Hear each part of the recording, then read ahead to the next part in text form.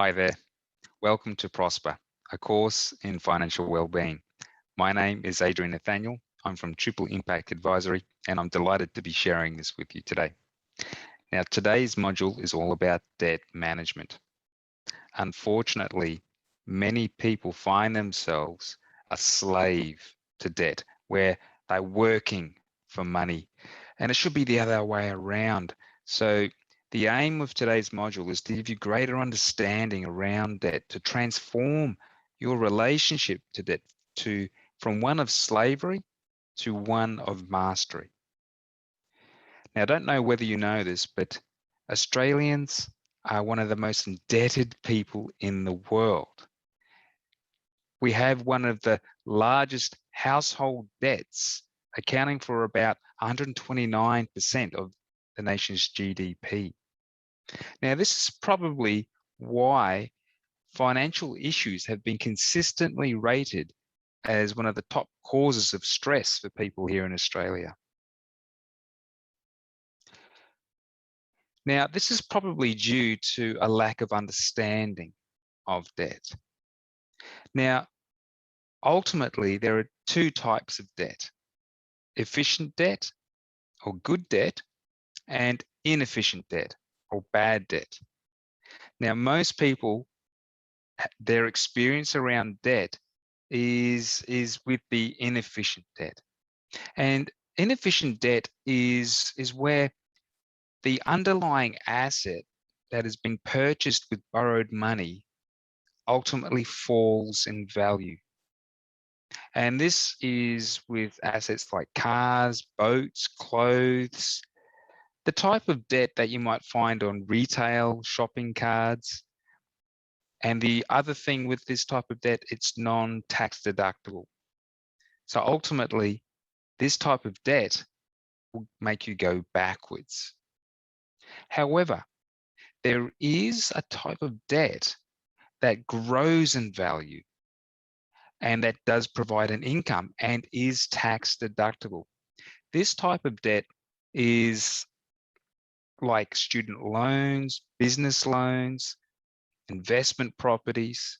These types of loans have these qualities of being tax deductible, or they would grow in value or allow further income to be produced. Now, in the world of debt, many of you may have heard of the term a credit score. But what is it? And why is it important?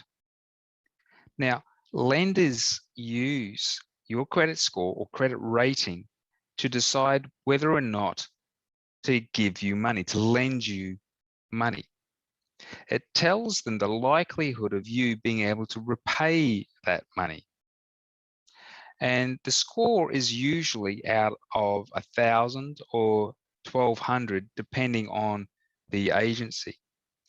But the higher the score, the better.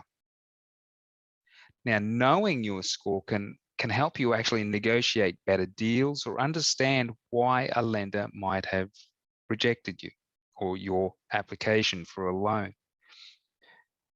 So your credit score is based on financial information about you, and it's kept on your credit report.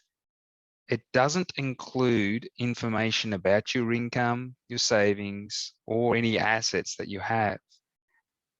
Now, you do have the right to access your credit score or a credit report for free, and you can do that every 3 months. Now, on the screen here, you'll see some phone numbers for different agencies where you can get your credit report mailed to you. So feel free to give them a call.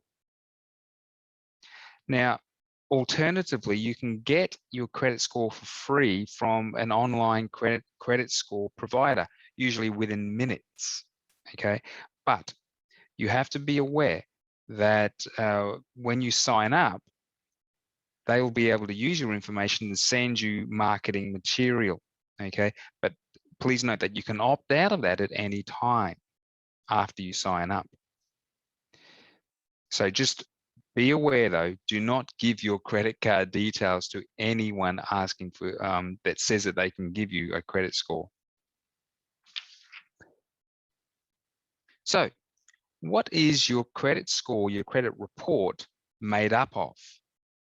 Okay, so it's made up of 5 different elements that have various weights or weighting towards your score. Now, the biggest one is your payment history. And this is about your ability to pay on time. Okay, it makes up 35% of the weight of your score. So, so if you have any late payments, that's going to show up on this payment history. So make sure you pay any, even utility bills, your phone bills, any credit cards, anything like that, pay it on time. Now, the next largest element or component towards your credit score is the credit utilization rate. Now, essentially what this is how much you owe divided by your credit limit. Okay, so it usually is given as a percentage. So if you've only utilized a small amount of your credit cards, that will give you a better credit score. If your credit cards are maxed out, that will reduce your credit score. The next one is your credit history length. Okay, so the longer you've had the credit cards or loans and you're showing that you're paying on time, the better. That's going to be a better outcome for your credit score. If you've just got a credit card or a loan, it's a new loan, that is going to have a less, it'll impact your score negatively, but it's only about 15% of the weighting of your credit score. Now, the next one, the credit mix, this is the variety of different types of loans. Ultimately, lenders want to see that you can manage different types of debt. Okay, and so it could be credit cards, could be personal loans, mortgages. So that makes up about 10% of your credit score. And then finally, your credit inquiries. Okay, so if you've made some recent credit inquiries, that will negatively impact your credit score. So, but it's only about 10% weighting. So be very careful with any inquiries you make. Make sure you ask them, you tell the people that you're asking about, you're making the credit inquiry through, will this impact my credit score? Okay, so make sure that they don't put in an application or make a credit inquiry that will impact your score. Make sure you do all the due diligence beforehand if you're going to go for a loan. Now, if you find that you've got some errors on your credit report that are negatively impacting your credit score, you can get these fixed. Now, ultimately, you can fix these for free yourself. Now, here are some of the typical errors that you'll find on a credit report. One is your name, your date of birth, and your address. Have a look at that, see if that needs updating. The other one is whether a debt is listed twice or the amount of the debt is wrong. Okay, so to fix this kind of error, just call the credit provider of that particular debt and they may be able to fix that straight away, or even the credit agency. Now, the credit provider may have entered the information incorrectly, and so they may have listed that the payment was overdue by 60 days or more. Now, or they didn't notify you of an unpaid debt, okay? Or they listed a default while you were still in dispute about it. So for these types of errors, contact the credit provider and see if you can come to an agreement around that. If you can't reach any agreement with your credit providers, contact the Australian Financial Complaints Authority, AFCA, and make a complaint, and you can get free, independent dispute resolution. And of course, if you are still struggling to get something fixed, feel free to contact a free financial counselor for help as well. Now, regarding credit repair, okay, there are some things that you can't change. And ultimately, any payments that you've made within the last 2 years, you can't pay, you can't change that. Any debt that is, or payments of $150 or more that are overdue by 60 days or more, okay, you can't change that. If it's under 60 days, you can come to an arrangement with your credit provider. All applications for credit cards or any different types of loans, this will stay on your report for 5 years. Okay, you can't change that. But if it is a false inquiry or application that it didn't go ahead, you can try and change that. So there's different ways that you can try and improve your credit score. And like I showed in the previous slide, by understanding how it's made up, you can then try and improve your credit score. That is, reduce the amount owing on your credit cards. You can limit how many applications you make for credit. So just be aware of that. You know, like I said before, when you are looking for more credit, try and do all your due diligence before making the inquiry, and make sure you pay your bills on time, even your utility bills, your phone bills. So these are different ways that you can make sure that your credit score is improved. Now, when it comes to debt and the different types of debt, obviously credit cards have the highest interest rates, 20% plus. Personal loans are the next highest with 10% plus interest on them. And then home loans generally have got the lowest interest rates on them. At the moment, they're below 3%. So ultimately, one of the ways, strategies of being able to pay down debt is to consolidate your debt into a lower interest rate paying loan. And for instance, if you've got a credit card or a personal loan, it's what some people have done is to try and consolidate that into a home loan, refinancing it down to that lower interest rate there. The thing to consider with that, though, is that you end up paying that over 20, 30 years. So you could end up paying much more interest than you were if you just paid it out on the credit card, the personal loan. So if you are going to consolidate into a home loan, make sure that you get a split loan where you're moving that component, that element out, and then you have a plan of paying that out within 2 or 3 years. That way you're not paying much more interest than you would have to start with.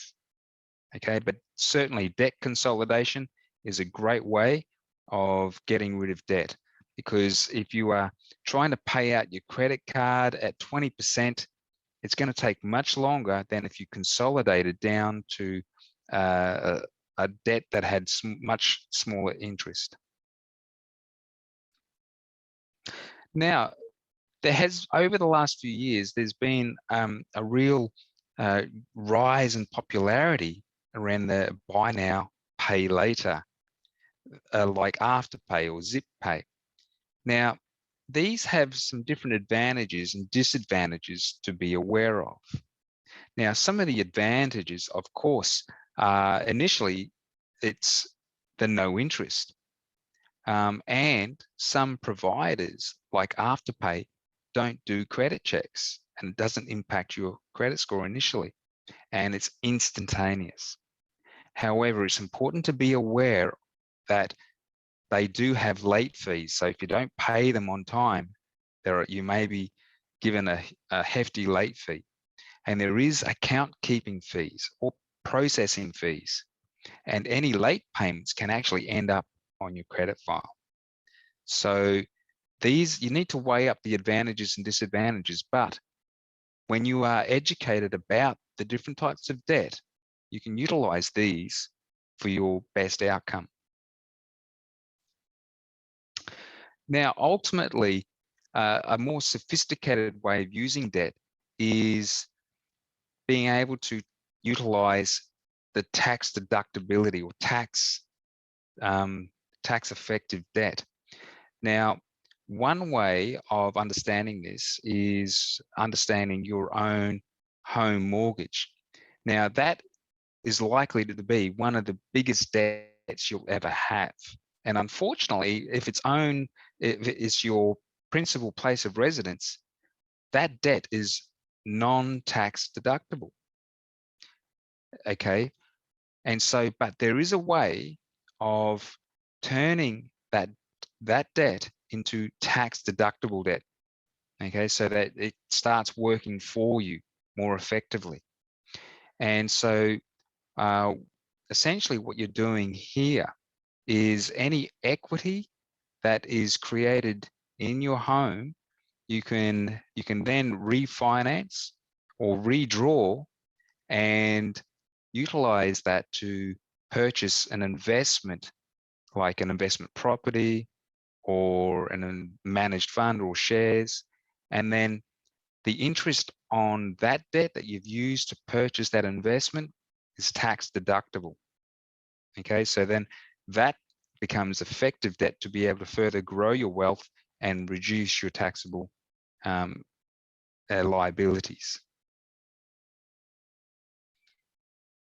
So ultimately, I believe struggling with debt isn't caused by a lack of money, it's caused by a lack of vision.